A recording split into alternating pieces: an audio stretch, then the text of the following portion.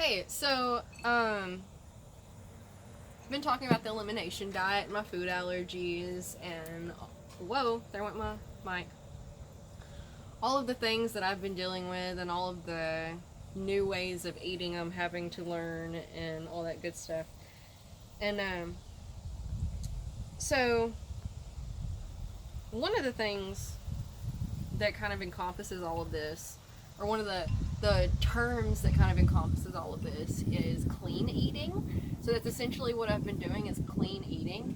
And what this means is we're eliminating as many toxins and extra stuff and processed foods that we can, right? And it sounds difficult because we're so used to all of the processed foods and the eating out and the conveniencies that have come with our modern age. And so clean eating sounds difficult on the surface because you're not used to it. Um, and you think it means that you have to spend all of this time cooking. But I hate to cook, so that's not what we're doing here. I mean, yeah, you can go about it like that for sure. If you like to cook and that's your thing and you like recipes with 50 ingredients, then sure, go for it.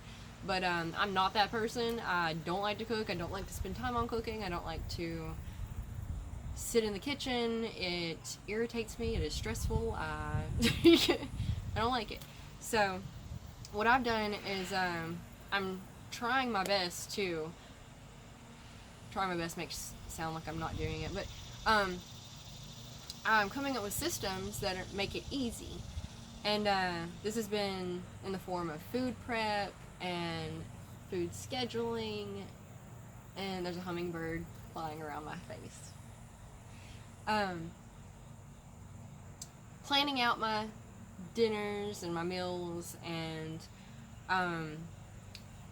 putting a little routine behind it, making notes of recipes and things when I find them that are easy. Just, lots of different things. But you don't have to throw everything out in your kitchen. I never recommend overnight changes. Positive, lasting change happens slowly over time, okay?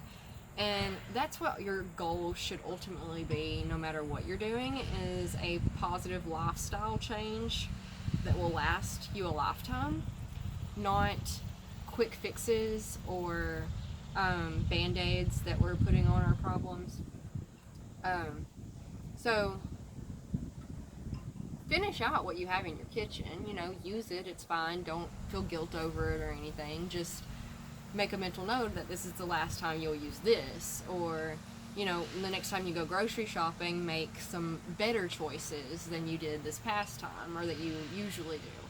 And I'll put all of this in Body Buddha program, which is you can find under courses on the website earthandwater.co. To make things a little bit easier for you, I'll drop a shopping list in there and whatnot, but there's just a few staples that you need when you're learning how to do all of this. And some of the things that I recommend are, for one, starting to shop at your local farmers markets and getting whatever they have, because that's seasonal and local. And a video or two ago, I talked about why you want to be eating seasonally. So you can go back and watch that for a recap. And learning to do things with these pieces of whole foods. And whole foods means things that aren't processed. They're straight, like how they were grown and whatnot. They're grown, not made in a lab, essentially. Or kitchen. Lab, kitchen, factory. Wherever those processed foods come from, the things in the box and the cans and all that stuff. So, produce. You want your produce for cleaning, staples. Seasonings, spices, your spice cabinet, and the ones I use the most are cardamom, nutmeg, cinnamon, turmeric,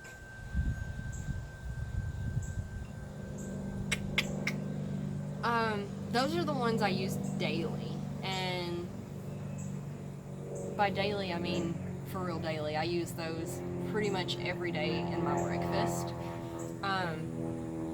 You also want I would do some curry. I use curry a good bit, and then like a garlic.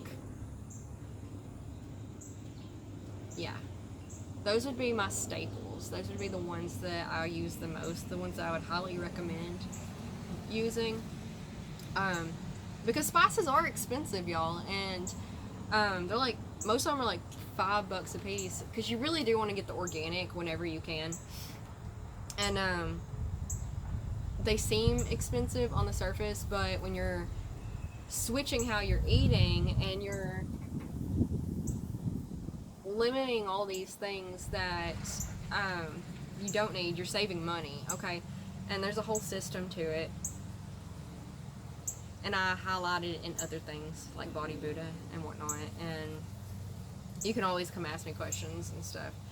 But yeah, trust me when I say get the organic spices, okay? And those are really the only ones you need. Don't go buy a bunch of things and then like try to figure out how to use them.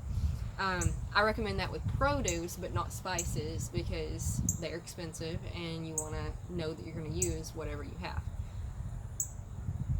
But anyway, so with grains, you want to get some quinoa, oatmeal, and either steel cut oatmeal or old fashioned oatmeal. Don't do the quick oats. Rice, and when it comes to rice, there are a lot of different things to choose from. I've never really paid a whole lot of attention to which one's which. It's never really mattered a whole lot to me. But there are a lot of different rices that you can explore and read about and look up and whatnot, and different for different things and stuff.